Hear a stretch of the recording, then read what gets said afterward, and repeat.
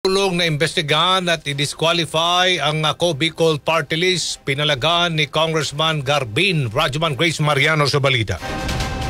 Walang basehan, hindi patas at taliwas sa itinatakda ng Party List System Act ang mungkahi ni Cebu Representative Duke Frasco na imbestigahan din, parusahan at kung maaari ay i-disqualify ang Ako Bicol Party List na siyang kinatawa ni dating Congressman Elizalde Co sa Kamara. Giit ni Ako Bicol Party List Representative Alfredo Garbin, pawang aligasyon pa lamang ang ibinabato kay Co at wala pang naisasampang kriminal o kasong administratibo sa kanya. Tinukoy din ni Garbin na batay sa konstitusyon ay inosente pa si Co at hindi pa nahatulang guilty sa anumang kasalanan, kaya ang paghusga dito ng walang due process ay delikadong pagsantabi sa rule of law. Paliwanag ni Garbin, batay sa Party List System Act, ang mga party list organizations ay hiwalay na juridical entities sa mga nominado o kinatawa nito, kaya ang mungkahing parusahan din ng Ako Bicol Party List base sa mga hindi pa napapatunayang paratang kay Co ay pagkakait sa karapatan ng milyong-milyong mga Bicolano na bumoto sa partido. Ayon kay Garbin, ang pagbibitiw ni Co bilang miyembro ng Kamara ay isang sakripisyo at ethical choice para hindi maimpluwensyahan ang mga investigasyon kung saan makakatutok din siya sa kanyang legal na depensa habang nagpapagamot. Tiniyak naman ni Garbin na ang Ako Bicol Party List ay hindi mababahiran ng mga ipinupukol na akusasyon kay Co at patuloy itong magseserbisyo sa mga constituents nito habang umaasa na higit na mananaig ang hustisya at katotohanan kumpara sa ingay ng politika. Kasama mo sa DZXL RMN Manila, Radyoman Grace Mariano, Tatak RMN.